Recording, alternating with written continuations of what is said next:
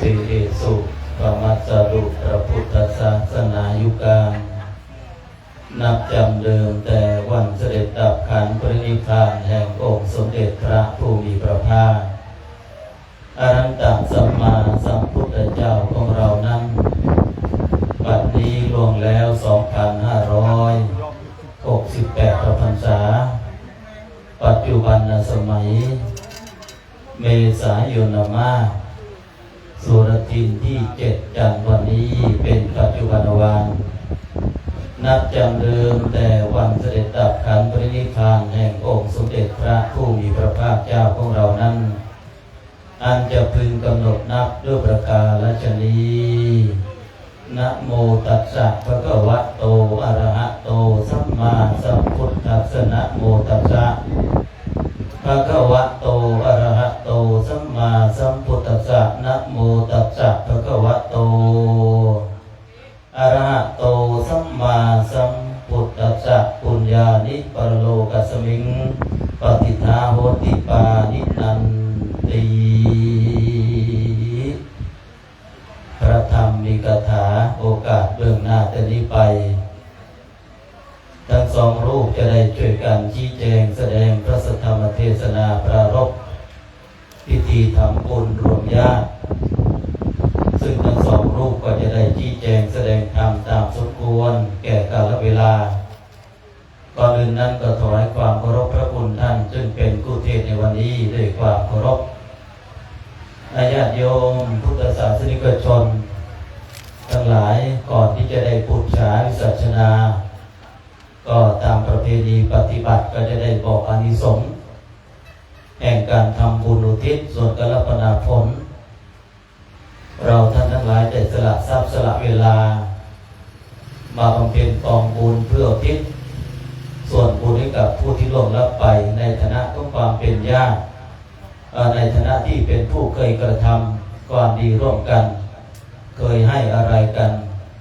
เคยเป็นญาติกันเคยเป็นมิตรกันและเคยเป็นสหายกันเมื่อท่านเหล่านั้นล่วงลับดับสังขารไปคนที่อยู่ก็ยังมีความระลึกนึกถึงฐานะทั้ง5อย่างนั้นจึงได้สละทรัพย์สละเวลาตั้งกองบุญขึ้นมาบอกญาติบอกโยมให้มีโอกาสได้มาร่วมกันอนุโมทนาบุญวันนี้เราได้ทำบุญให้เราได้ทำบุญหาเราได้ทำบุญส่งทำบุญให้ก็หมายความว่าโยมได้สละวัตถุทายธรรมให้ญาติโยมญาติพี่น้องที่มาร่วมบุญได้กินได้ทานอิ่มน้ำสำราญตามสมควรนอกจากให้แก่ญาติโยมแล้วโยมก็ยังได้ถวายการอุปถัมภ์แด่พระสงฆ์องค์สมณเณรผู้เป็นเนื้อนาบุญเพื่อให้ท่านได้ยังอัตภาพให้เป็นไปเราก็ได้ทำบุญเรียกว่าถวายพระสงฆ์องค์เณรเราอุปถัมภ์นั้นวันนี้เราได้ให้แล้วทำบุญให้คนแล้วก็ถวายพระรวมไปถึงเราแจกไปถึงคนตายก็คือเราได้กรวดน้ำตามส่งไปนั้นนอกจากทำบุญให้แล้วก็คือทำบุญหาก็คือหาคนตายเพราะเราไม่รู้ว่าคนที่ล่วงลับไปนั้นทั้ง3ท่านนั้นเราไม่รู้ว่าท่านไปอยู่หน้าที่แห่งหนตะบนใดไปเกิดหน้าที่ไหนเราก็ไม่รู้แต่พอมีโอกาสทำบุญก็ทำบุญหาไปและอีกอย่างหนึ่งนั่นก็คือทำบุญส่งเมื่อเราได้ให้ทานเราได้รับศีลเราได้ภาวนาแล้วเราก็จะได้ส่งบุญส่งตอนไหนก็ส่งตอนที่เรานั้นเนี่ยกรวดน้ำตอนพระยะถายเราตั้งใจกรวดน้ำส่งบุญไปถึงดวงวิญญาณของผู้ตายเมื่อเราได้ส่งบุญไปแล้วท่านเหล่านั้นอยู่ในฐานะไหนถ้าอยู่ในฐานะที่ควรรับบุญได้บุญนั้นก็จะไปถึงแต่ถ้าเขาอยู่ในฐานะคือฐานะที่ไม่สามารถที่จะรับบุญได้บุญก็ไม่สูญหายแต่ประการใดนั้นบุญมาในวันนี้ได้ถึง3ฝ่ายโยมพุทธศาสนิกชนมีเจ้าภาพเป็นต้นก็ได้ทางศาสนาคือวัดวารามพระสงฆ์องค์เณรก็ได้รับการอุปถัมภ์จากโยมผู้เป็นเจ้าภาพได้ถวายกำลังต่อมาคนตายก็ได้การได้บุญได้กุศลจากที่โยมผู้เป็นเจ้าภาพได้กรวดน้ำตามส่งนั้นจึงอนุโมทนาในอานิสงส์สักถา อนุโมทนาบุญกับญาติโยมที่มีความตั้งจิตตั้งใจในอานิสงส์สักการะไว้แต่เพียงเท่านี้เนื่องจากวันนี้โยมมีกิจจำนงหมายฟังเทศน์บูชาพิสัชนาสมาภาพก็จะได้กล่าวคำสมมติสัญญาสืบต่อไปอิโตวามโตธรรมาสเนนิสิตังสมติสามิขอสมมติสังฆชินบุตรพุทธชิโนรสซึ่งนั่งปรากฏบนธรรมะเยื่อมือซ้ายมือของพระพุทธมาภาพนั้นมีนามปรากฏในทางพุทธศาสนาว่าท่านพระอาจารย์พระมหาธวัชชัยกัลยาณกิตติเจ้าวาดวัดป่าห้วยสวายตำบลสองชั้นอำเภอกระสังจังหวัดบุรีรัมย์ซึ่งพระคุณท่านนั้นเป็นพระนักเทศน์วิเศษนักพูดเป็นที่เคารพศรัทธาของบรรดาโยมญาติทั้งหลายและปัจจุบันก็ดำรงตำแหน่งเลขานุการรองเจ้าคณะอำเภอกระสังเพราะพระคุณท่านเป็นพระที่มีความรู้มีความสามารถจึงได้สนองงานในหลายๆด้านจบนักธรรมชั้นเอกเรียนธรรม4ประโยคทางโลกปริญญาโทมหาบัณฑิตก็จะมอบให้พระคุณท่านรับเป็นพระปรวาทีอาจารย์มีหน้าที่ในการตอบอัตถธรรมคำสอนสยะเมวาหังอัตตานังสมติสามิตมาภาพพระพรหมนั้นจะสมมติตนเป็นพระสัตวาทีอาจารย์มีหน้าที่ในการไต่สวนทวนถามอัตถธรรมคำสอนในเวลาสมควรแล้วขอที่หมดพระคุณท่านได้ดำเนินหน้าที่การเป็นพระปรวาทีอาจารย์สืบต่อไปก็มีนะกาลบัดนี้นะโมตัสสะภะคะวะโตอะระหะโตสัมมาสัมพุทธัสสะนะโมตัสสะภะคะวะโตอะระหะโตสัมมาสัมพุทธัสสะนะโมตัสสะภะคะวะโตอะระหะโตสัมมาสัมพุทธัสสะอัตถโคปริวาทาจริโยปะโหปะโตจัตตุธัมมังวิจินันโตเตสุธัมเมสุกังขังอุปัฏฐเปตวาอัตตนาวิสัชเชตุงอสสโกนโตเยนะสักวาทาจริโยระโหกโตอัตถวิสัชนังปุจเจติติ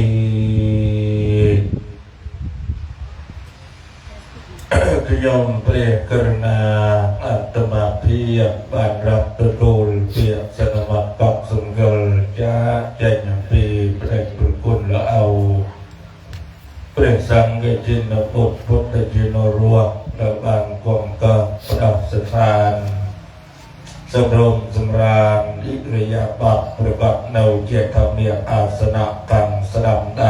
ยมกรุณาอัตมาเพียบพระคุณจึงจะละเอาเมียนประเนียมเกี่ยมประบัติในพระพุทธศาสนาละเอาพระครูปริยัติธรรมนิเทศหรือได้ญาติโยมทั้งหลายซึ่งละเอาเจียในนามละเอาพระมหานิมิตอินทวิโรผู้ช่วยเจ้าวาดวัดกลางบุรีรัมย์พระอารามหลวงเจ้าคณะตำบลบ้านยางอำเภอเมืองบุรีรัมย์เกิดตำแหน่งในการปกครองคณะสงฆ์ติดมาตำแหน่งก็คือดำรงตำแหน่งก็จะเอาเลขานุการเจ้าคณะอำเภอเมืองบุรีรัมย์ก็ไม่ได้ประคุณแล้วเอาบานกล่าวชี้แจงแสดงอานิสงส์โดยซึ่งแขกแบบไกลรุ่นสระใหญ่กับเราบานมอบเมนประเกณฑ์ตำแหน่งแบ่งตำหนักดักหน้าที่โดยสมุติอ้อยพยมกรณาอัตมาเพียบเมียนมุกเงียในการวิสุทธิเนียคือบอกสลายอัตถาธิบายในอัตถปัญหาธรโซนพระคุณจินจาแล้วเอาก็นำบานถือหน้าที่ในการเจริญหรืออยู่อัตถปัญหาธรโอสุรสาตำแหน่งเด่นดอลในการตำแหน่งเทศนาจุดจอดเฉลยปีเกรปีธรรมาเป็นโอกาสเรียนดี ตมุนตะบงนี่ยมกรณาก็ส่งกราบถวายความเคารพพระเดชพระคุณและเอาน้อมรับในตำแหน่งหน้าที่เจ้าพระเดชพระคุณและเอาการยื่นโยนโอนตำแหน่งแบ่งบาลพยมกรณาเปลี่ยนเรียกนี่มันอ้อยโคตรกาวโคตรวิเลียดำไปก็ตกความประสงค์จำนำเจตนากันเจ้าภาพกนำบานกราบอารัตเนียมวันพระเดชพระคุณและเอาบานดำเนินภุพประโยชน์ในการสูตรตะเดงคารตามลำดับต่อเต่าต้องกราบอารัตเนียสาธุพระคุณท่านพระปรวัติอาจารย์โลกเปรียสักรวาบานเกราะปรึงเลิงทำพัฒกิจทำกิจวัตรโดยการเดินโปรดญาติโปรดโยมบานอาหารโภชนบ่พอสมควรเกิดพัฒกิจเรียบร้อยทบทวนหลักธรรมเมียนบางวัดบางตอนเข้าใจคนเองเหมือนบางก็คึกแต่ออมนาพอที่จุยต่อสลายก็คึกเคยเปรียบปรวาบางกระดอนสำนักของพระคุณจิมจักได้เลยบางถือความเคารพตามอุโสพันเตแก่อ่อนย่อนกว่ากันคุยบันเหมาะกันกูก็สูตรเองพระคุณจิมจักพอเมียนเบลียหนึ่งอ้อยขยอกนาบัดสูตรเองบททารกร้อยขนาคณาสาธุกนำจักรวมละม่วงลอยคณะรวมละม่วงคณะเมียนเบลียเนาะเมียนเบลียปล่อยเอาการสูตรการแสดงในปัญหาทารบางปักนะไงได้กี่มนหมดตีบอนฉลองอาทิตย์ฉลองเทียนเอาเดือนแม่อ้ายเก็บรำพอสงบประเสริฐสีมีใบเจ้าใบบุคคลเมียนโยแม่เสียมเก็บรำแม่ติ๋งประเสริฐสีแม่สีประจันบานแล้วก็พอทับบนเก็บรำนี่คือเจ้าภาพส่วนบ้านมันเมียนชมอระแต่ก็นี่บริวารบอนแต่พอถ้าจำเมียนชมอก็ชับคือบอนหนึ่งบ้านอ่านโอยบ้านอ่านในกรุ๊ปเนี่ยแต่ตอนนี้อยู่ใบเนี่ยสันอ่านขนาดนี้แสดงเรื่องใบเรื่องโมยเรื่องบอนปีเรื่องกุนและใบเรื่องตุน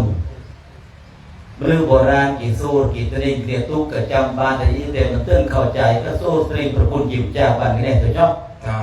เหยียดโยมตรอกบ้านจอมยืมเหมือนกันครับบ้านเด่งท้องเดี๋ยวใช่ไหมบ้านจุยเดี๋ยวจำโมเจียโปรเมียนบอนเนาเจียโปรเด่งกุนเต้าเจียโปรเมียนตุนบุญคุณทุนขนาดพระคุณยิบเจ้าต่อสลายทีละข้อโยคอนามุนโยคอนามุนโยคอมุนดีประทายโยคอกร้อยจอบลืนอายุข้อมุนหรือเจ้าบันลาวครับคณะบุญคุณทุน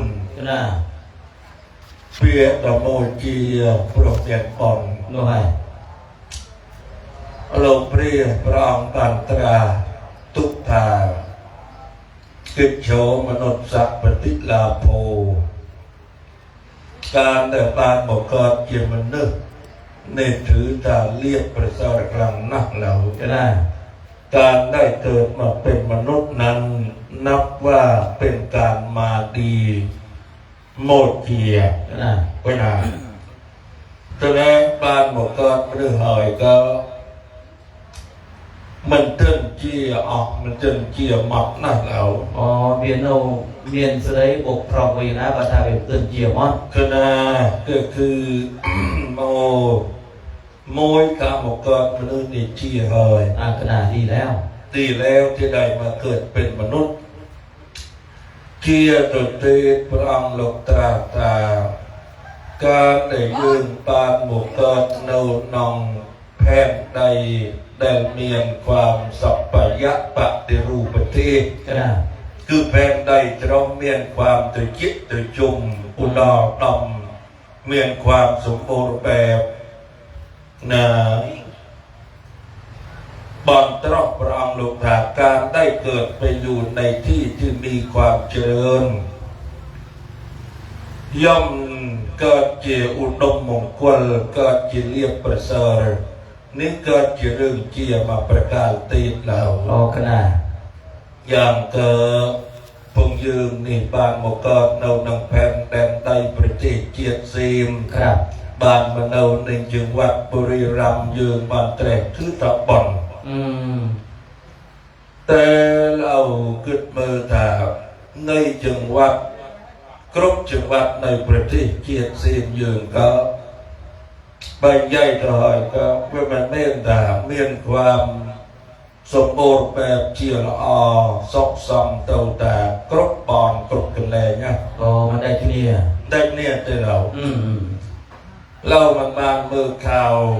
เมื่ออะไรอาทิตย์ที่ผ่านหรืออาทิตย์2 อาทิตย์ที่ผ่านมาเนี่ยข่าวอะไรเขาข่าวเกิดแผ่นดินไหวในกรุงเทพก็ได้ตึกแดงถุงพุ่งสร้างมันเต้นโรยแต่เราโมปะโมลมด้วยภัยธรรมชาติครับเธออ่อยคนงานเดลตัวเธอการโนบอนตรอได้รับบาดเจ็บหลายรายและก็เสียชีวิตไปหลายรายครับแสดงก็ในช่วงแผ่นใต้เรื่องนู้มันนึกเดินเน่าก็น้องเมืองก่อนเนาะไม่เป็นอันกินไม่เป็นอันนอนกี่เตยนานะกี่เตยนามาบานเดมบานปูนเนาะก็นาก็ระแวงเราระแวงบางครั้งก็รถเจงจอกอ่อยง่ายเจงไปตักไปตึกนั่นนะกลายเป็นได้เวียหรือลืมตีก็กลายติดแสดงตึกรามบ้านช่องเวียบะเวียสึงกอกครับก็ในช่วงนั้นก็ไม่เป็นอันกินอันนอนไม่หลับนอนไม่หลับหรอกแต่พงยืมมันบะเพชรเพยโอยนั่นเหรอวันนี้โยมสระจอมนี่มันเพชรมันก็อะไรแต่เราเด็กก็ลวกบักกระเฮยใหญ่ก็โซโลก็จะงั้นนี่มึงคุยซีลูโซโลน้องก็บักก็ขึ้นบักคลายแผ่นได้บักสังกัดบักคลายตึกสังกัดเอ้ยนี่คือใหญ่เปรียบเทียบต่อยแม้แต่เกิดเรานำประเทศเจียดซีมยืนแผ่นได้แต่ละจังหวัดนี่เมียนความอดดำมันโดยเนี่ยเจละ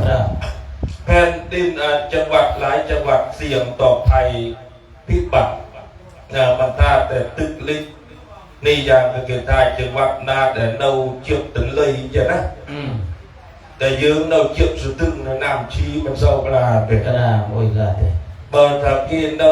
ยังภาคได้เขาออกเจือกถึงเลยทมเสียงโอ้ยเสียงตึกลิกเสียงซึกหนามิเสียงแผ่นดินไหวนี่ได้เจครูบาอาจารย์ที่ถึงเหนื่อยทุกเราครูบาอาจารย์สายกรรมฐานหลวงปู่สังวานหลวงปู่สนองนี่ล่าสุดหลวงปู่ศิลาใช่ไหมลูกก็ทำนายทุกดับกรุงเทพอนาคตต่อไปนี่จะจมอยู่ใต้น้ำตึกลิกเราตึกลิกก็ได้โปรจะนอนนี่คณะก็เลยลื่นเจยก็ปรับโยมกรบบอลกันนะนี่ปรับให้นี่ปรับแต่ท้องคณะดนตรีเสด็จบริรัมสอบไงคณะปรับกรบบอลเราดารนาเพียงเสด็จเจริญได้เจริญก็ไม่เป็นเรื่องลวกแล้วจังไม่จำลวกเราสระมันก็เอารถมันเราสระเองเนี่ยเนาะทุกวันนี้คนในเมืองกรุงโยมได้ไง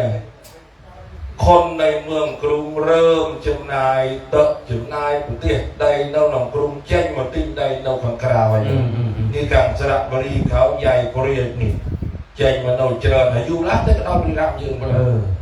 โปรเจกต์ก็เป็นเรื่องเนื้อตมาก็ทำอย่างเป็นได้วัตถุบันปีไรตอนนี้มันสนองไปจนลูกหมด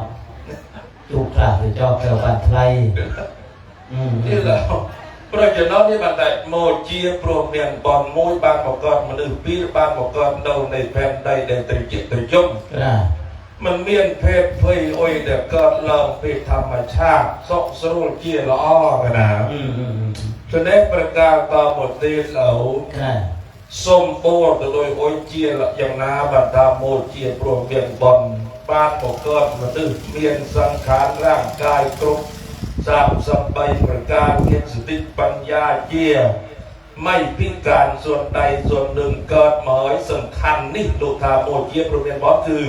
บ้านหมกเกิดเนาหนองปูตรโกลเจียแล้วเมียนแม่เมียนเอาเมียนใหญ่เมียนตาเมียนบองเมียนโอนเมียนเงียดเมียนสุดานผู้พื้นวิทย์สุดไลสังคมสระแสรเนี่ยเซลเนี่ยทาร์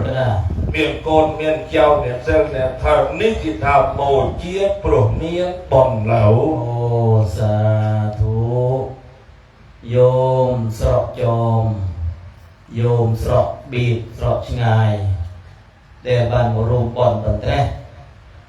ตมามือตกกรุบโยมเฮ้ยเมียนตะโมเจียตะหมดเจียตะหมอมันเมียรนาโมกรอมันเมียรนาโมทำลายบ่อนเจาะรถโมก็เคยโยมเตรียม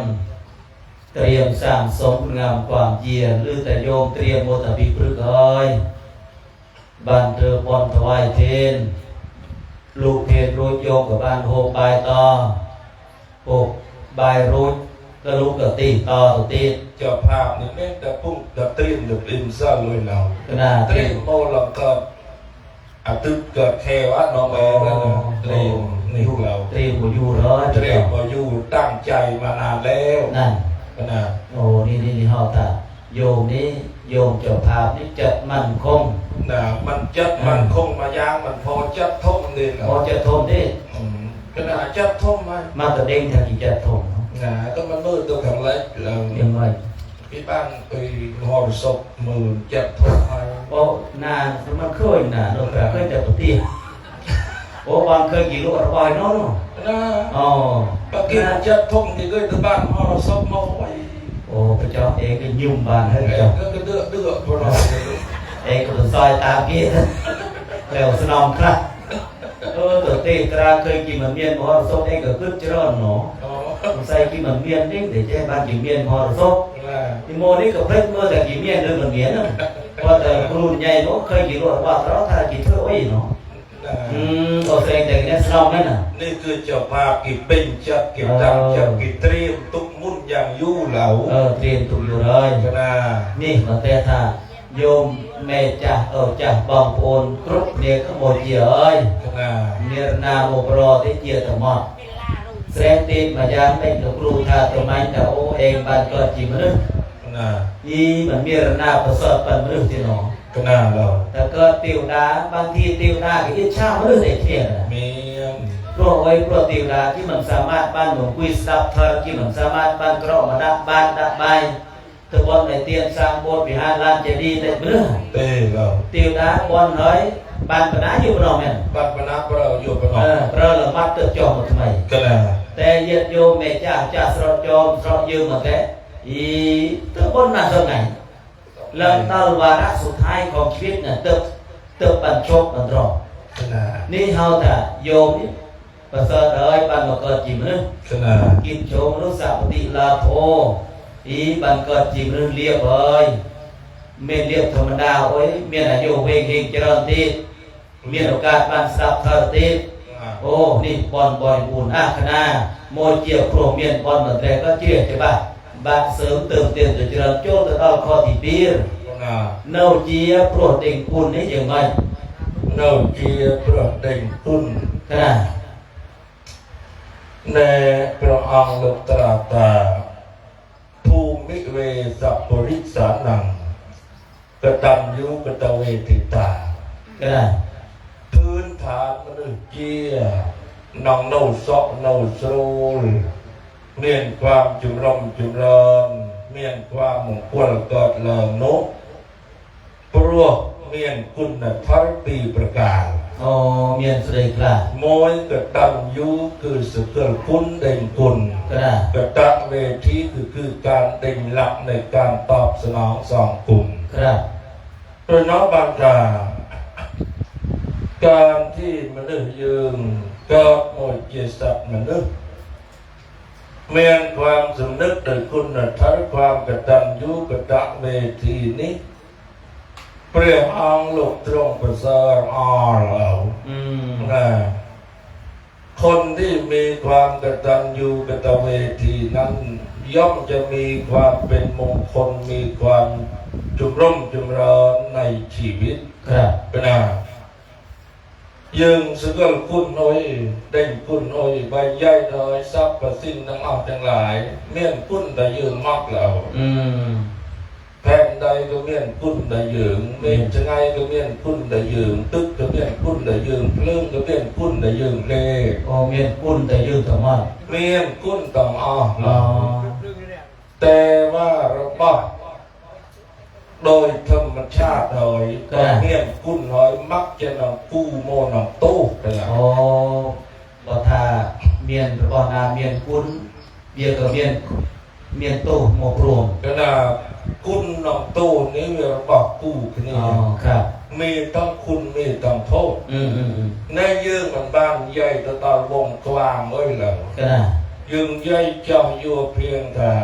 กุนสุดยอดกุนนี่กุนนะคือกุนบุคคลกันนะครับกุนบุคคลกุนบุคคลแต่กุนเปอร์เซ็นต์ใจโยงกับได้น้อยแต่ยื่นใหญ่เจ้าหอยเต้าตามบ้องแต่กุนบุคคลกันนะบุคคลนะได้เมียนกุนได้ยืงใบใหญ่ไรดาวแม่เอานี่คือเจ็บปูชนียะบุคคลคนปนเจ้าปนปลอกปนใส่ครับตาใหญ่เจ็บปูชนียะบุคคลคนเจ้าครูบาญาเจ็บปูชนียะบุคคลคนสอบกุลโลกสังเกี่ยวปูชนียะบุคคลพันเงียบโยมุบาสอุบาสิกาโลกเปรียคือปูชนียะบุคคลพันพุทธบริษัททั้งหลายโลกสัมภิกษุณีอุบาสกอุบาสิกาในบรรยายไปเรื่องจากคุณบุคคลกันนะคุณบุคคลเป็นเนาะใบยืงมอสนึกนึกดลบุญคุณความบุคคลหน่วยได้ละเอาประรบตัวใหม่นั่นขนาดแฮมไอ้บางกิจเราเธอบอลออยอเดือนแม่อายเอาสมบเพราะก้นเจ้านี้คือกึศดอกคุณกันนะนึกดอกคุณบางมันนึกดอกคุณบางมันกึศเคยคุณบางมันกึศเคยขาดหนักมันเรื่องการสละเตรียมเธอบอลออยบานได้แล้วนะในยิ่งแต่บอลนี่ครับบอลเป็นเจ้าเทียบครับบอลเป็นเจ้าเทียบสอบไงเริ่มโซนเริ่มบัดแล้วยังไงมันเศร้าเมียนเลย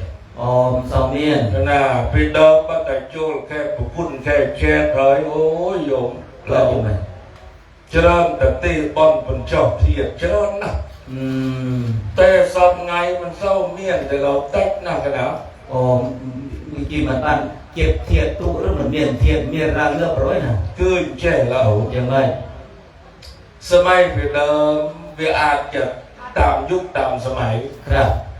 สมัยเดิมสมัยยากสมัยกรอกันนะเวลมันเตือนพัฒนาอย่างสอบไงอ่ะใหญ่ตาเนี่ยเงือบเต้าแม่เอามาชีวิตเต้าบางทีฐานะโกนเจ้าเน่ากรอเน่ายาเน่าอาเตอาตามันเตือนรวยโคลนมันเตือนฐานะมันเตือนพอโคลนเลยอ่ะก็เลยถ้าจับไปเดิมกิจอนแต่แน่เนี่ยอาปองโกนเจ้าจินเริญแม่รวยจินเริญเอารวยใหญ่ตารวยสลายเบอร์ยืงมันเตือนพรวมฐานะมันเตือนสนมการเธอบอลกับมันบ้านบังคับบ้านบังคับเตะพร่วมเรียนนาก็เธอเรียนนุ๊กจำมารวยไงจำนามาชนำปีชนำหรือโกนเจ้าพอเธอซีรัวซีตั้งโครนบ้านสันทานักสนำสนุนอย่างนี้ก็เสื่อมกึศถือบอลเป็นเจ้าเทียดลือเกียรติประเสริฐคุณเกิดทำไมเตียดเลยเจ้าที่สมัยไปเดิมตู้กี่จอฮะน่าไปเดิมตู้กี่จอแสดงว่าโดยส่วนมากก็นำพรมหรือมองแบบโจแค่ประคุณแค่แก่น้อยก็นี่นำรวมเทียดเป็นรวมเทียดเป็นรวมเยียดเธอบอลสร้างทุกรูปประจักษ์ใดก็ได้ประจักษ์เทียดแต่ยังสมัยสอบไงนี่เม่นได้แล้วโอ้สอบไงตามยังไงสมัยสอบไงจินเริญโรยสลายดับบาดฉลองไงน้าก็เป็นเจ้าพรมไงนอกรูปไงนอกเอาให้เสร็จเลยย่อยรุยเลยไม่กระทายย่อยรวยเลยบางที่โกนเจ้าครั้งอี5 พามโมกดังคนเจ้ารวยเลยแต่เจ้าก็ได้ หย่มก็เน่าช่างไงพออาจจะมองก็เน่าช่างไงพอกับปูก็เน่าช่างไงต่างคนต่างเน่าช่างไงเด่นหนังเมียนโอกาสเมียนวิเลียบานโมตรอกโมแสดอยู่เวลาก็เลยสอบไงจะเริ่มตะกี้กินร้อนโรยก็ดับบาดฉลาบโรยก็เป็นจ่อเลยก็ได้แต่นอกเป็นจ่อไงหน้าเรียนหน้าดดโรยเป็นจ่อเลยหรือตุกมาไว้ไงหรือตุกมาชนะปีชนะหรือตุกดอกโกนเจ้าครัวก็มันโอยแต่ประเด็นสำคัญแต่เราสู้ในโมเมนต์แต่แต่โกนเจ้ากี่เฮียนสละเตรียมถือบ้องไงนะพวกกีเมียนกุนนะท้าสุนึกโดยกุนกันนะก็ได้ถ้าเอาเดือนแม่อายเอาสงบเกยอ้อยยืงคราเคยสร้างความเจียอ้อยอยู่นาคราเคยกอดเงียบตนานยืงโดยฐานนักนาเกิดแม่เกิดเอาเกิดใหญ่เกิดตาเกิดปองเกิดโอนเกิดปูเกิดไปเกิดเงียบตนานมันทำแต่เงียบโดยสายโดยหรือเงียบติดท้ายกระแดงบางทีเคยเกิดผูกเพลินเป็นสิลัยเด็กเกิดเขียนนี้บรรทาหมดจะได้ใหญ่ระดับเน่าเจียโปรดเมียนคุณก็หมายความต่างมาเนื้อหนากระเดลบ่เมียนจับสนึกเมียนความกตัญญูกตเวทีต่อบุคคลแต่เมียนคุณอุปการเมียนอุปการะคุณแต่ยืนบุคคลนุย่อมนำเมียนความจุมร่มจุมเริญเจียละอ้อเราแม้แต่ติวดานเน่าตะอ้อเตยพองก็ได้เดียวดาเน่าตาสันระเสริญนี่บรรดาด้วยคุณธรรมดับอยู่ดีเพราะมีคุณกันนะโอ้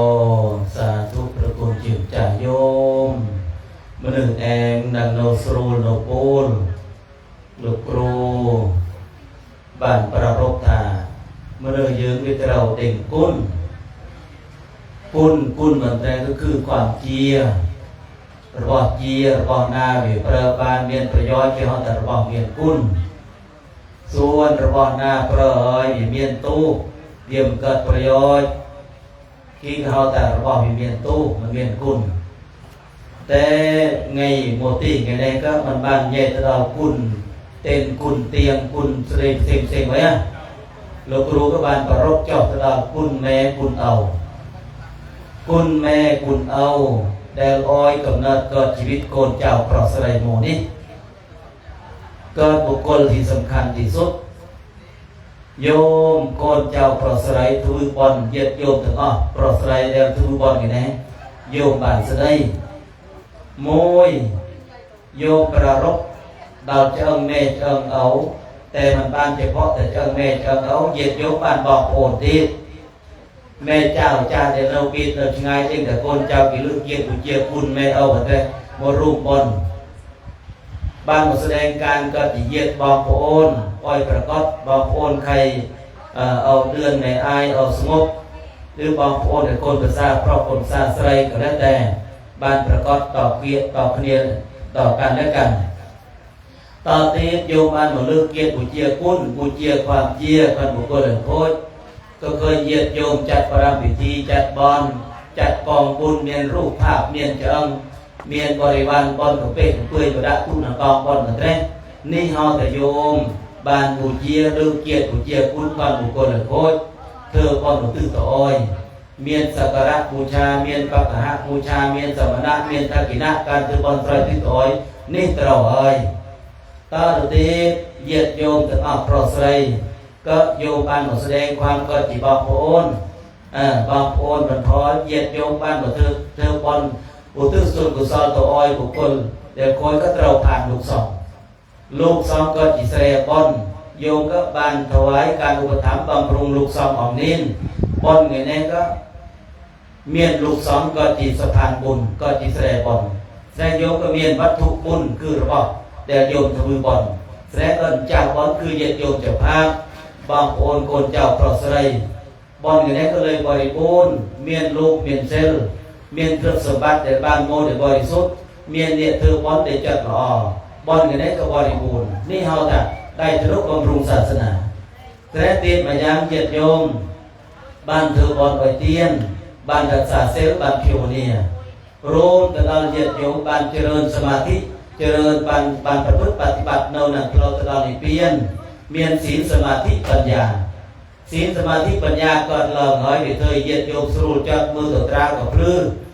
มือตัวตราก็จับเป็นอโปรไว้โปรยืมบันเดงหอยเซลหรือสไลสมาธิหรือสไลรวมถึงเราสติปัญญาเปิดบ้านปฏิบัติโปรยืมบัน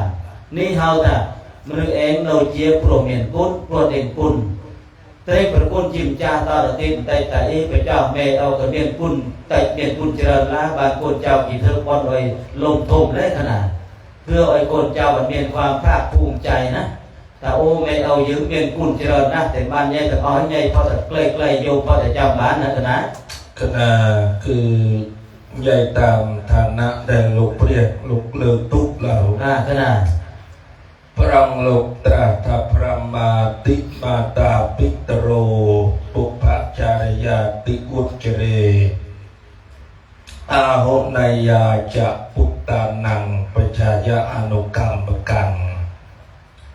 เปลธโมยท่านักติโมยพระมาติมาตาปิตโรแม่เอาใยตานี้เกิดเมียนคุณต่อโกนต่อเจ้าเลิงลูกเปรียเลิกฐานะเปรียประดึงเจียเปรียปรมระบอบโกนพระแม่เอานี่เกิดเมียนพรหมวิหารธรรมบุญประการขนาดก็ได้เมียนสลายกลางโมยเมตตาคือสลายมีกรุณาคือสรณอก็ได้ใบมุติตาคือเมียนความอ่อนเสร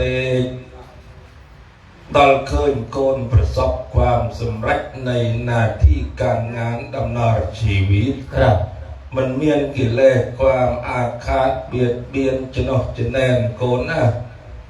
โบนอุเบกขาแม่เอานี้เกิดเมียนจับที่หนักแน่นมีความรักวงแหนบุตรเท่าเทียมเสมอกันครับ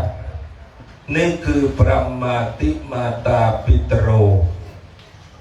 ฐานะโมยเปรียบโดยเจ็บเปรียบพรหมปีรปุปจารยาติปุจเจเรแม่เอาเปรียบเจ็บครูบาอาจารย์มุ่นกิ่งออกขอนโกนกันนะพระองค์แรกผู้แสนดีให้ชีวิตครูคนแรกผู้ประสิทธิ์การศึกษาหมอคนแรกผู้ถือช้อนคอยป้อนยารวมคุณค่านี้ให้แก่ผู้เป็นพ่อเป็นแม่เราแล้วนบรรดาผู้ปัจจารยาติคือแม่พ่อนั้นเปรียบเสมือนครูอาจารย์คนแรกของบุตรครับประการต่อหมดเตนอาวนัยยาจะปุตตานังกัจจิตามแม่เอาเปรียบโดยเจ็บอาหุนยะบุคคลคือรณาเปรียบศาสดาลูกเลิกฐานะมวยเปรียบโดยสมุติเทศเปรียบประตึมเจเตวเทวดา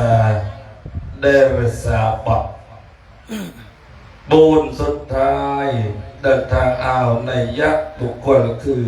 พระองค์ลูกเลิกฐานะพ่อแม่นั้นเปรียบเสมือนพระอรหันต์ของบุตรครับ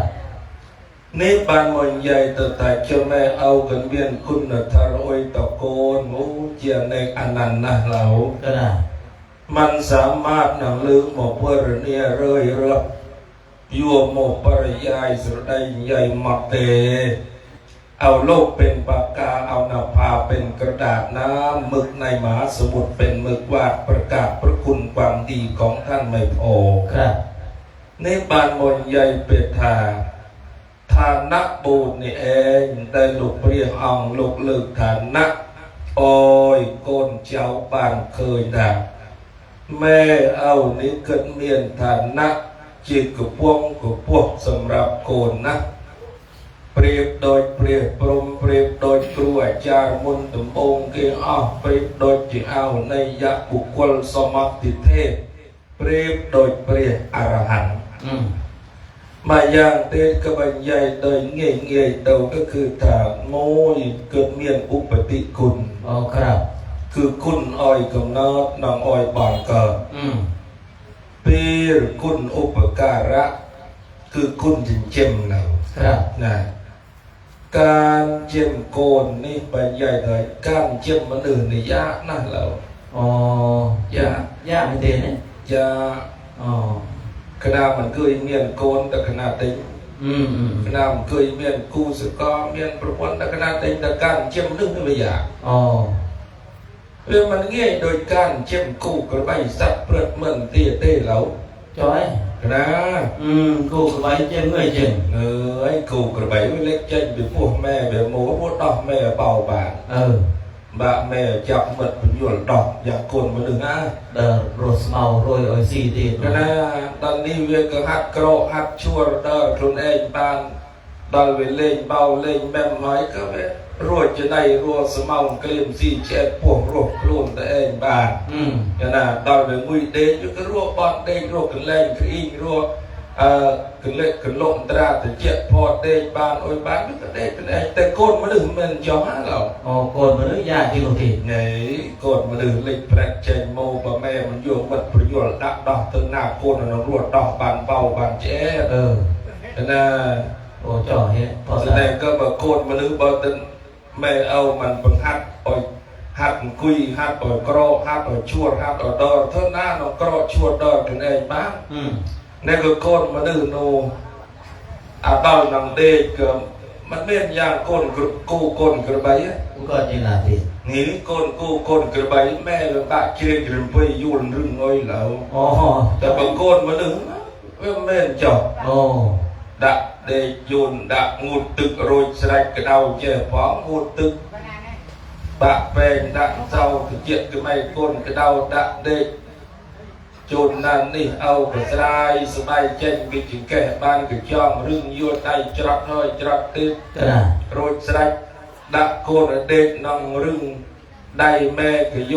ลเมื่อแม่กิเจริญรุ่มปีนี่โกนมาหนึ่งแล้วโกนมาหนึ่งเราเจ้าเองนะเป็นเจาะไปเป็นเจาะตึกทั้งไงปรึกเรื่องนี้เงี้ยเสื่อมแต่นังเด้งหกหรือเองบ้านเสื่อมแต่เด้งเป็นเพี้ยนลิ้นหรือเองบ้านโอ้ยแม่เอาเราตุ่มเปียเป็นเจาะลงเด้งยูรปลาขนาด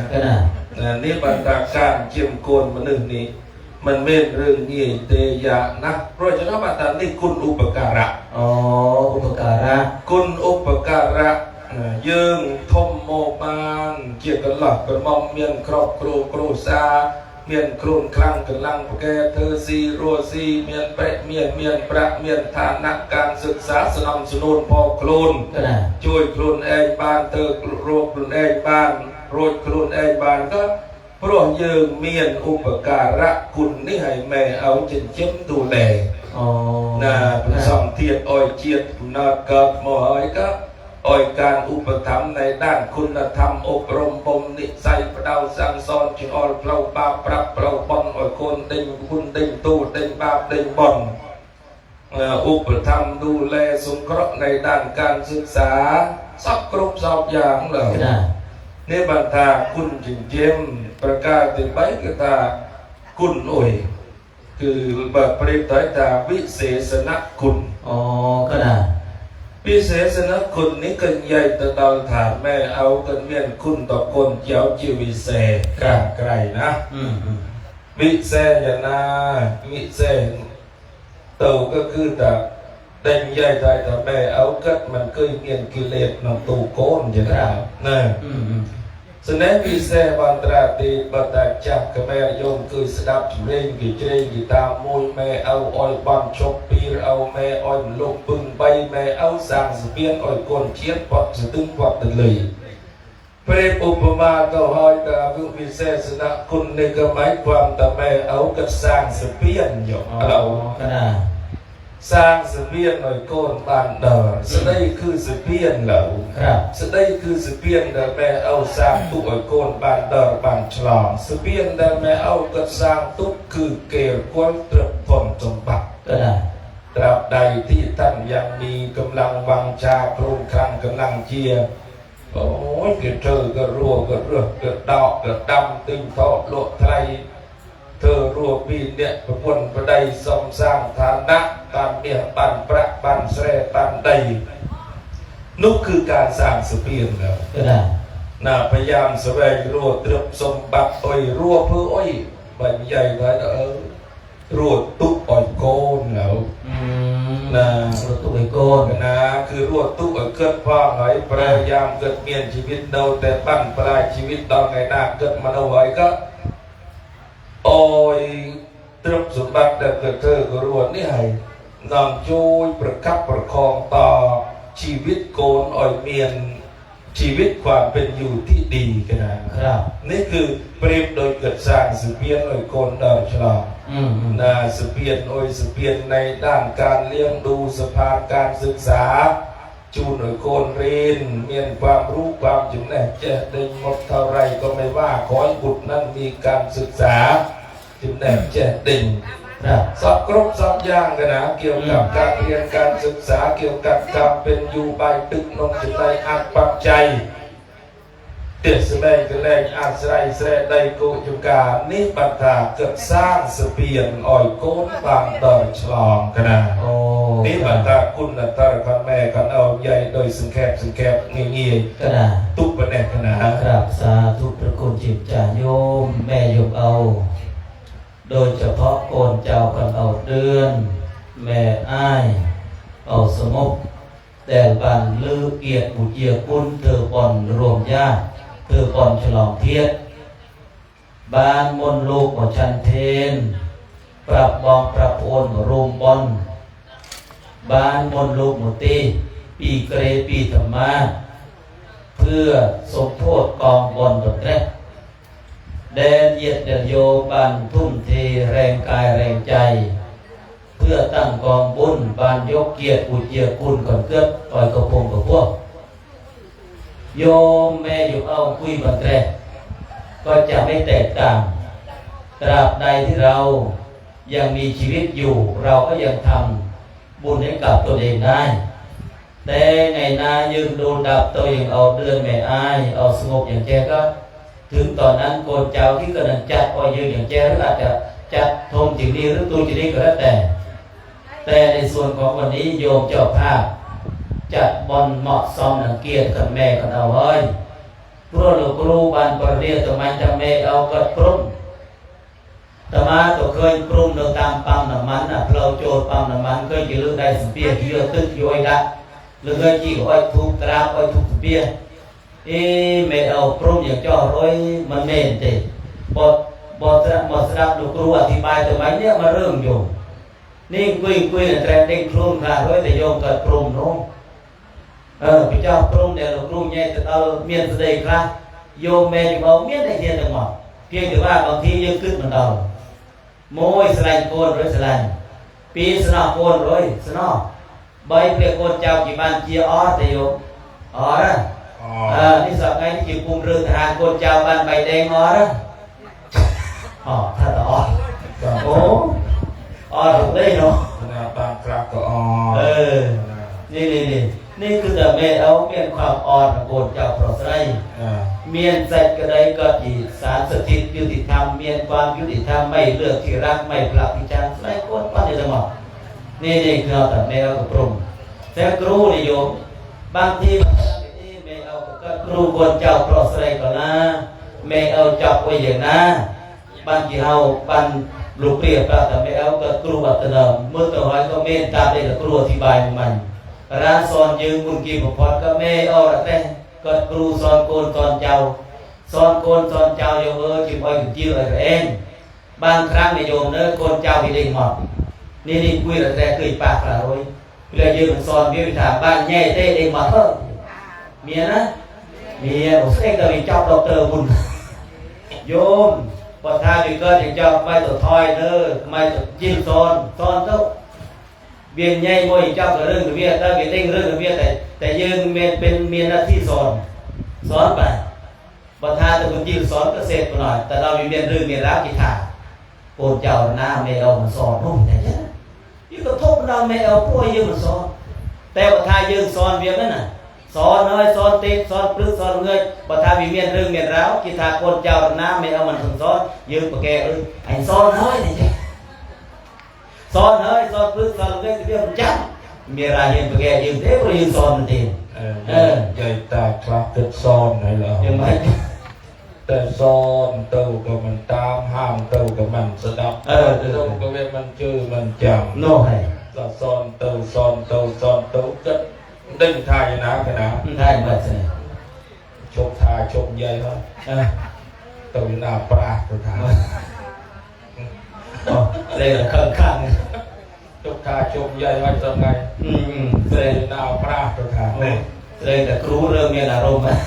tê sầm khăn son côn son cháu cho mày son tờ pia cho mày son tờ mưa อ๋อให้สอนอีกหน้าที mày son này can bắt thì bắt sầm khăn nặng là ครับครับครับ bờ son tờ mứtมันด้านพอเลย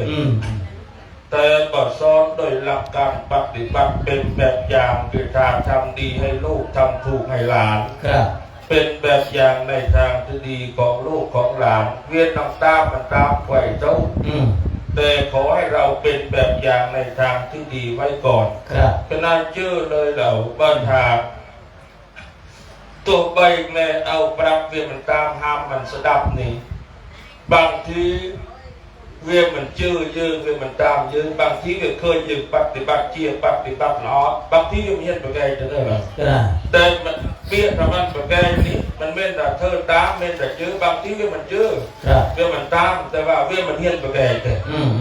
โปรยโปรหลักการยืนปฏิบัติเกินแบบอย่างในทางที่ดีเวียปะแกได้ ครับ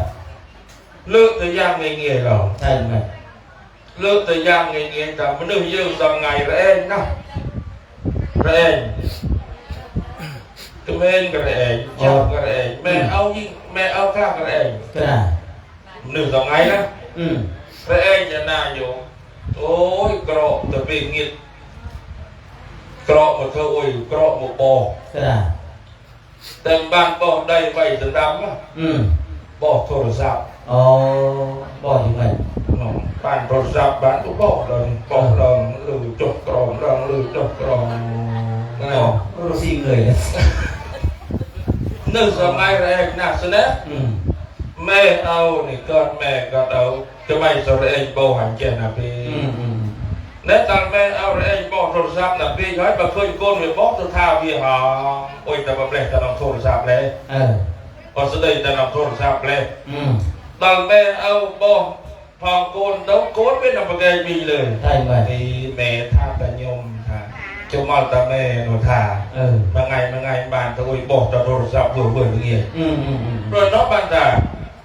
การสอนโกนสอนเจ้าประดาวโกนประดาวเจ้าต้องประดาวสำคัญคือด้วยการปฏิบัติเป็นแบบอย่างในทางที่ดีนี่สำคัญที่สุดแล้วอ๋อ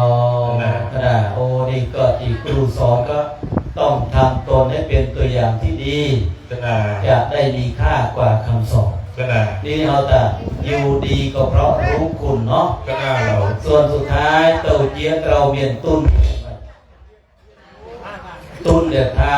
เหยียดโยมเรารัวเหยียดโยมเราแสวงรัวนี่เป็นไม้กันนะตุ้นได้โยมเราแสวงรัวกิจโมยตุ้นได้ยังรัวโมพื้นเปรอะในโลกนี้ปีตุ้นได้ยังเธอรัวพื้นตุเปรอะในโลกขมุกกรอยไปยังเงือกขนาดโมยตุ้นยังเธอรัวพื้นตุเปรอะในโลกปัจจุบันสลายเราคือตุ้นน่ะซับตุ้นน่ะเตรึกตุ้นน่ะซับตุ้นน่ะเตรึกขณะเจอถ้าแม่เอาต้องเรื่องนี้เด็กก็แม่กี่เอากี่นั่นแหละเนี่ยแต่เป็นซ้ำเทียนอ้อยเจียนโกนกอบนี่แม่เอาคุยโนตเมียนโกนเมียนเจ้าต้องอะไรเนี่ยขณะถ้าแม่เอาอ้อยเพียงชีวิตกายสังขารเจอใดภายในจมอกโกนใส่โกนปลอกเนาะแต่แม่เอามันบางอ้อยเวียสนาโกนด้วยหรอเวียสนาโกนนี่คือเจียบโมดไปเจียบไปดามกันนะอ๋อเจียบโมปีดามเจียบโมไปเจียบไปดามก็ได้เลยแม่เอาเกิดซ่อนประดาวโกนเจ้าตัวถาแน่เนียงปอแม่จะเฮยเอาก็จะเฮยในขณะที่พงเองเมียนกันลังกันหลอกกระหม่อมทมตัวของมุกแต่ชีวิตแม่เอานี้มันทมตัวมุกโอยตุ้ยตัวมุกก็ได้ แม่ช่วยเรื่อยช่วยปุ่นบานเด้อเอาช่วยเรื่องช่วยเกลือช่วยดำช่วยดอช่วยติ้งช่วยโดบานเด้อในคณะเตโกนกิเมียนโคลนคลั่งกันลังว่าแกแต่ชีวิตเอาหนังแม่โคลนมันคลั่งกันลังหมดเธอรวมมาได้เลยแม่เอาเกิดประดาวสอนคนเจ้าเธอทะเนเดียงอปองคนเจ้าเอ้ยแม่เอาอ้อยเวียสนาโกนมันบานเต้แต่แม่เอาส้มปรับส้มประดาวตื่นคนเจ้าตาเข้าคำอัพเป็นสอบสมรู้ความหมายก็คือฐานนี่คืออ้อยแสวงรวดเตรียมสมบัติเกิดจิตปัจจัยเครื่องอาศัยในโลกปัจจุบันข้องคำอัพเป็นสอบความรู้หมายความตัวตะโกนเตือนโคลนคลั่งกันลังเมียนคำเธอซี่รัวซี่เสนอสังเกตมือมันดึงจากสระเสยเองเปรี้ยอ้อยปวดคนเจ้าไปได้แล้วอ้อยยังไงเปรี้ยอ้อยปวดคนเจ้าอ้อยบัตรเอาไว้ก็คืออ้อยลักษณะแต่ถ้าแต่เธอการก็เธอซี่รัวซี่เมียนเกิดเนอะก็ไม่ยากไม่กรอเนอะนี่อ้อยปวดแต่ใบโยมน้ำอ้อยปวดอ้อยเจ้าโยมต้องพลักประโดดเปียกทำไมใช่ไหมแน่เธอการบานสตางก็ได้เก็บตุกกลาเลยเธอการบานอัดบานสตางก็ได้เก็บได้ตุกกลาเนี้ยก็ไม่ได้ทมก็ไม่เปิดทมก็ไม่เปิดครั้งนี่อ้อยปวดอ้อยเจ๊โยมยืมก็ไม่ตัวอ้อยจองปดเลยจ้ะตัวเกิดเน็ตเมียนเนอะก็ไม่ยากก็ไม่กรอนเนอะอันนั้นคือการให้ที่ปลายเหตุแล้วแต่ยืมต้องอ้อยไปเติมแฮมเติมทะเลประเดี๋ยวโอ้เนียงหลับเติมเธอกาเธอเงียบานอัดบานสตางเด้งเก็บเด้งตุกเนโกนเติมทุนคลังกันลังเมียนจนเธอรัวบานโมก็เด้งเก็บเด้งตุกบัญญัติอย่างแม่อย่างเอาเจ้าอ้อยเต้านาโรเธออ้อยบ้านรัวบ้านนี่บางวันใหญ่เต่าถาเตรียมตุนได้ยืมเต่าแสดงรัวเปรในโลกปัจจุบันนี้คือตุนได้ซับโครนคลังกำลังเมียนแรงเธอแรงรัวเราที่อย่างเราอย่างขนาดอย่างนั้นปุ่งโครนคลังกำลังเมียนหน้าที่วันตีจัตตีตัวนั้นว่าแต่กี่โมงโมโตบาเพชรดิแล้วโรก็ได้ดิแล้วโรก็ได้โดยตะวันตะต้นเพลงผู้ป่วยอย่างนั้นแต่ว่าแต่กี่เดือนเต้นการมาตีต้องขนาดเบียดง่ายแล้วมันจะต้องเตือนเตะบานเปิดขโมยเราโอ๊ตเราก่อนทองกดกูประพนใช้ลูกเคยสอนตมาใช่ไหมตมาเกิดเตือนเราตกกราบเราขนาดตกกราบเราตอนตรอนเราต้องเศร้าสู้เลยขโมยเราโอ๊ตเราสอนอย่างน่ะเราสอนแต่แน่คุณเนนเกิดเอาอย่างนักกับคุณเนนคุณเนนในขณะที่มีกำลังวังชา มีเสียงดีแรงดีนี่ขยันเทศให้เขาฟังไปขยันสอนมนุษย์ขยันสอนคนไปไม่มีบุญอะไรมากเท่ากับการได้สอนคนอีกแล้วเกิดทางในคณะแต่โครนคลั่งกำลังเมียนสเลงโนโปรสเลงโนจะบ้างใหญ่จะบ้างแรงสอนจะเต้าเบอร์สเลงอย่างคณะหอยเมียรนากิสดับเตจักก็จักหอยสเลงก็สอดใหญ่เต้าก็มันจะบ้างอย่างคณะกินองสดับนี่เรากันอ้อยทาร์โมกันสอนเพราะฉะนั้นปัญหาชีวิตจะเอาคณะจะลูกสองคือหน้าที่กันลูกก็คือการเปิดให้ทาร์เกียรทาร์ยนทาร์เชียโยมเด้งบาบอมคุณต้นจูเจียแต่ในฐานะชีวิตหน้าที่กันเยียดโยมในขณะติดโครนคลังกำลังเมียนเอาเธอซีรัวซีอุทธาสัมปทาแรงเธอรัวอารักขะสัมปทาบานโมดิงเก็บดิงรสากัลยาณมิตรเตตาบ้านอัดบ้านสตางเติมสมบัติร้อยไว้ดิงกุมมันดิเจียบูนสมัครชีวิตามันเป็นแต่ยังบ้านอัดบ้านสตางโมหอยกระโหกตามเมียนเคลียนตามพวกเกี่ยมเมฆยืมต้องดิงเปิดเติมสมบัติอ้อยเวียพอเพียงอ้อยเวียมอกอ้อยเวียโคเหลามันเป็นแต่บ้านโมปีกับเปิดมัดใบบ้านโมพรำเปิดมัดดับโอ้ยรัวซี่ลำเงบลำสลับก็เวียมันเมียนมันเกิดเต้นี่บ้านมันใหญ่แต่ตุ้นได้ยืมเรารัวทุกเปิดในโลกปัจจุบันคือตุ้นนะครับแต่เราเอาโซ่จะได้มาบังแต่ไปดีเพราะมีทุนต ตุนบอลเตะกินใหญ่ไปเรื่องตุนบอลเราอ๋อตุนบอลจะน่ะมันดื้อยืง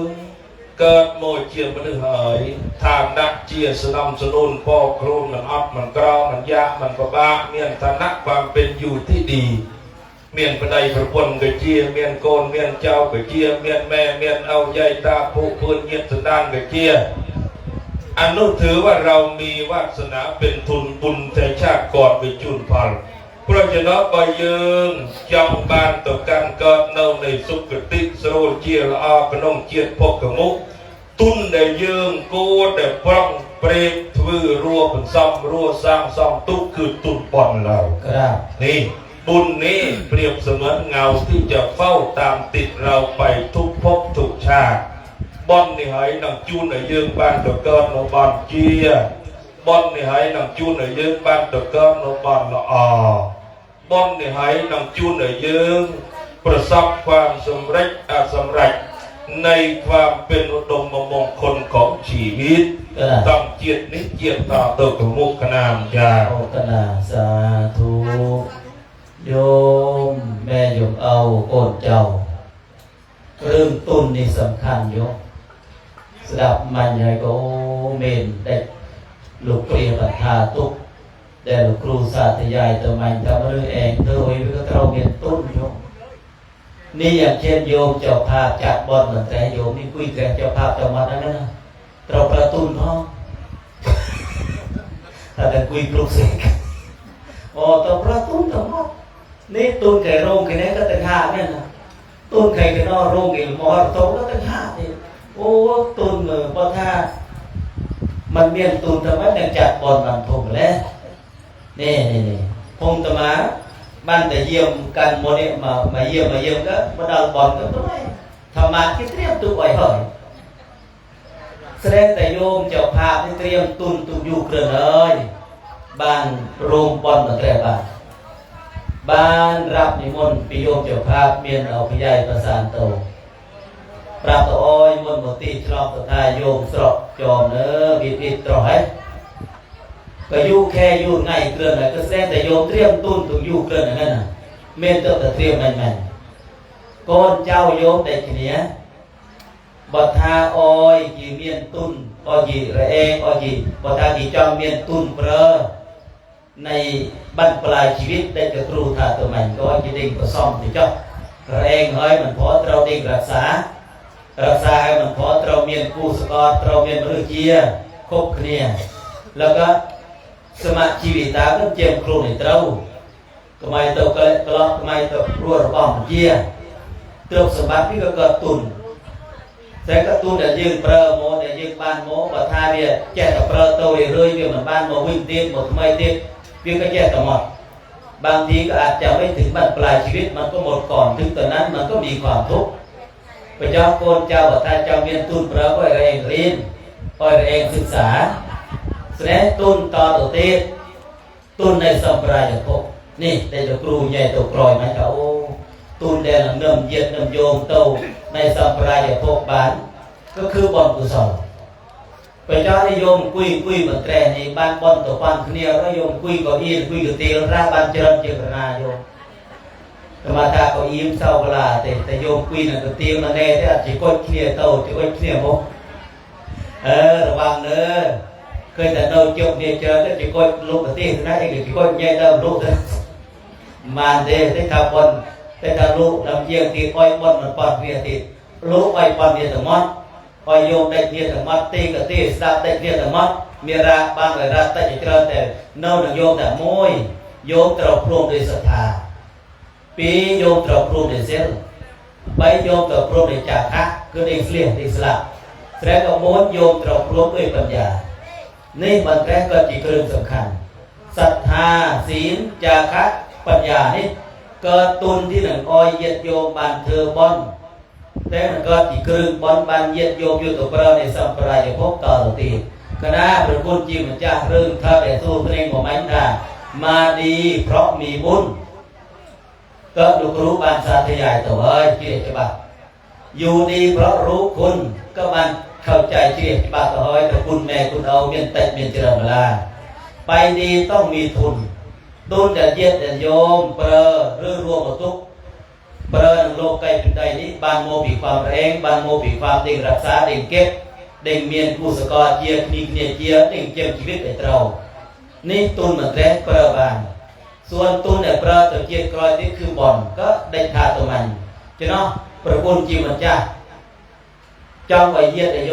มบันเด้งมันเข้าใจเรื่องบุญคุณตุนเหมือนแรงแบบทำที่ทำนองร้องแหล่พระเสด็จเตียนเยียดโยมแต่เจ้าแต่โยมเมียนศรัทธาบันมนหรือครูคณาหมดตีกันเลยก็ตีเต็มที่บันสนับไอ้ครุกยามแต่เจ้าใหญ่แต่เธอแต่ว่ายามก็ได้แต่มันสอบฉบับนั้นนะเราแหล่โยมสนับพอได้ครอยกินมันมนตีนยาวไอ้มนเนอแต่ปีออกมันบันแหล่ตันแต่โอ้ออกก่อนโม่เราเท้าครุกเลยนะ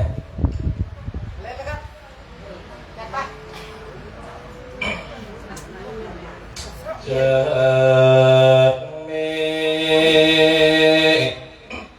ใครเข้ารักเราเหมือนพ่อแม่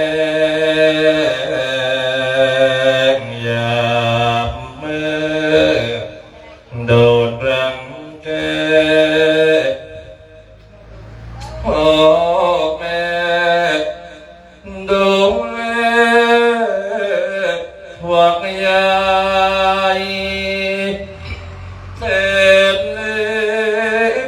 จนโตโอ้ท่านมีแต่ให้รักโลกดังดวงใจจะมีใครนึกถึงพระคุณแต่ขึ้นในชื่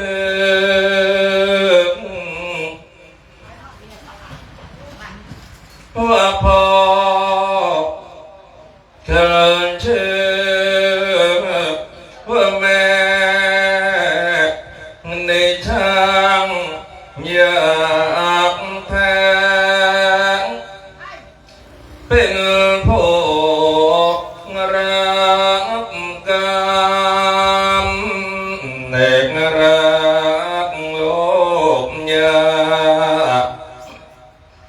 ในตาดำดำเท้ายันคำพระดูแลโลกร้องไห้ใจแทบขาดหนาวตายสวัสดิ์ทุนหนวกของพ่อแม่โลกร้องจ้าพ่อแม่ก็ช้าแต่แม่บางหัวนมเป็นแผลก็ยังอุตส่าห์ให้กินลูกกาดเล่นเน้นหัวนมแม่เสพเปรมตรมหัวนมแม่แทบขาดดินลูกปราบธนาแม่อุตส่าห์ให้กินน้ำตาแม่รินปนเกลือในสวงลูกกี่คนพ่อแม่ทนเลี้ยงได้จะยากจนเห็นใจเท่าไรท่านไม่ห่วงกรันลูกดูใหญ่ไม่เคยทวงพระคุณ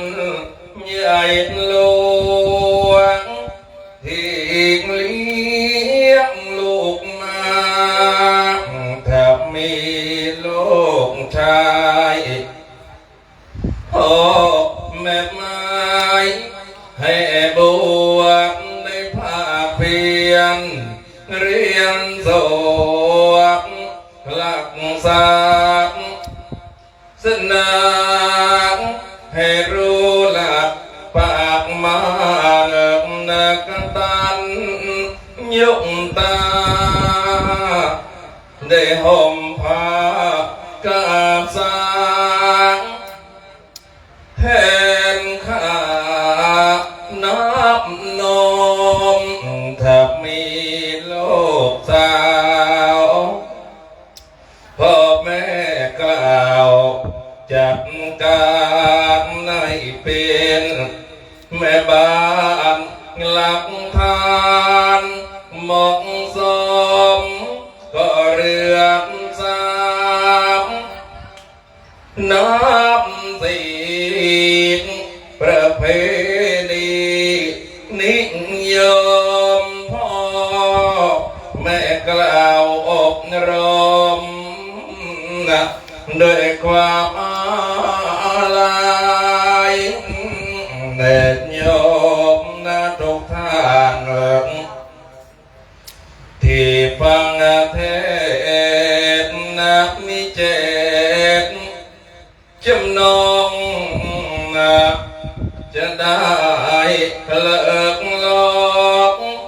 กิเลสตัณหายกจิตตั้งไว้ในสังขารารูปเวทนาในล้วนนิจจังในเมื่อยามนาดีๆก็อย่าตระหนี่เหนียวหนับเมื่อชีวิตดับเอาไปไม่ได้เงินทองหามาก็แบ่งทานกันไปนะคนเอิบพอได้ไปมาก็มีส่วนทานพอตายไม่ได้เลยสักสิ่งจะได้จริงๆก็คือชั่วกับดีในความดีความชั่วที่ตัวได้นี้ทางหนึ่งนั่นสิไปทางอบายทางหนึ่งนักหนาก็ไปสวรรค์อยากโยมนะทุกทางจะไปทางไหนอันทางสองทางก็ที่ขวางเราไว้จะไปทางไหนจงเลิกเอานาต่างพลาดพลางไปทางเนื้อบาย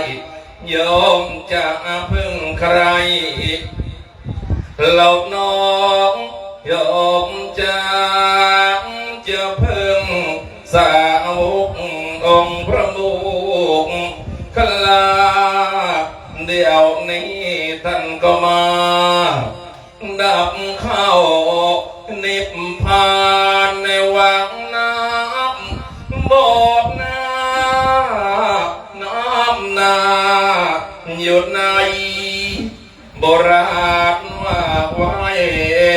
นี่ช่างเหมาะสมน้ำนาไม่มี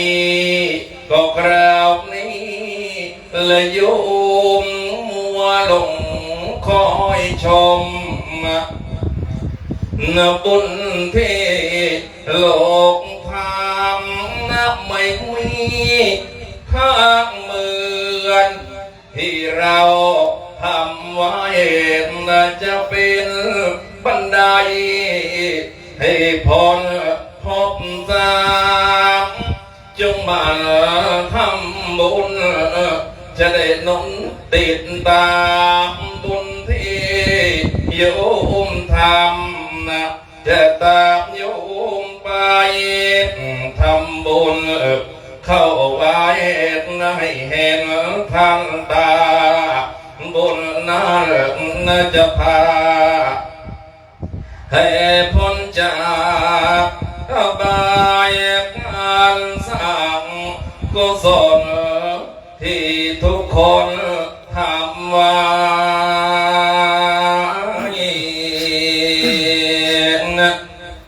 ผลบุญนั้นสายจะเป็นที่พึ่งแห่งตน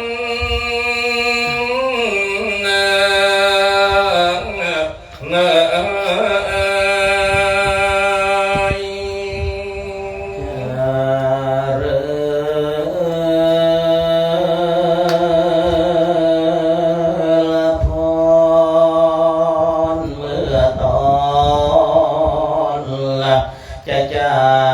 กกันขอให้ญาติโยมทุกท่านจงสมประสงค์ขอให้อายุบรรลุยืนยงให้สมประสงค์ก็ดังที่เจตนา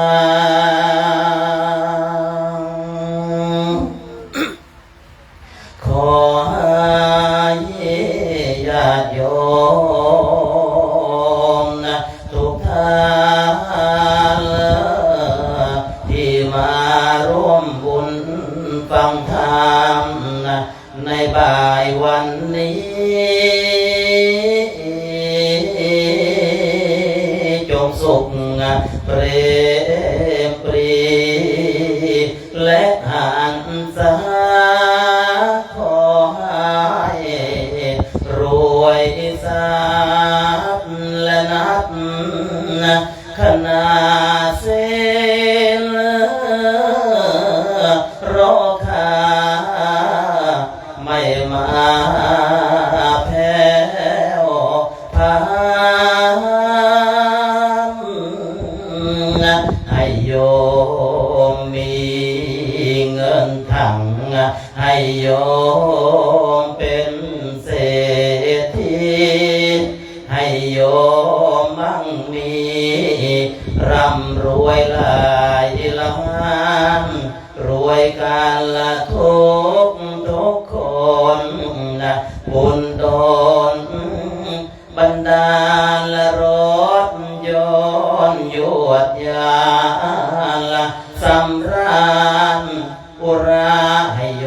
มมีเรือนหลายหลังตั้งเป็นตึกให้รวยพิลึกสมนึกสมนาเพื่อนบ้านนับถือขึ้นชื่อลือชาเรียกคุณนายคุณนาก็เพราะว่าคุณยอมรวยอายุวันนั้นสุขะพละก็ขอให้มีกำลังขอให้มั่งคั่งไปด้วยสันทานให้โยมเกษมสุขสนุกสนานเป็นที่สำราญและรื่นเริงอารมณ์ให้คุณโยมสบายมีแต่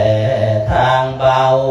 ตลอดน้ำข้าวอย่าได้ขาดเคินให้มีบ่าวพรายแสนสบายเพลินจะลุกจะเดินละเมือนเทวดาสนุกนาง และทั้งสนุกนอนสนุกนางนะและทั้งสนุกนอนอย่าเดือดนะอย่าร้อนจงเหมือนคำนะฉันว่าจะคิดเอาช้างขอให้ช้างมาเป็นที่พึ่งพานะไปถึงนิพพานคุณโยมมีศรัทธาอุตส่าห์เสียทุนนะตั้งใจร่วมกันละทำบุญละกันเสียเป็นนักนะเป็นน้ำมาร่วมบุญละฟังเทศน์ในงานบุญนะฉลองอาทิตย์ในบ่ายวันนี้ด้วยจิตละศรัทธา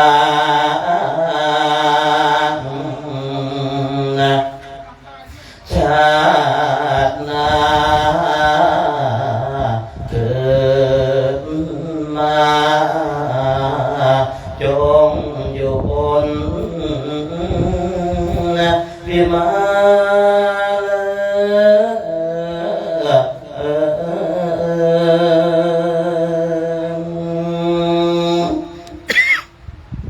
การชี้แจงแสดงพระธรรมเทศนาพอสมควรกับกาลเวลาเอวังก็มีด้วยประกาศนี้สาธุในช่วงนี้สอบถือตัวเจ้าอาบาโพ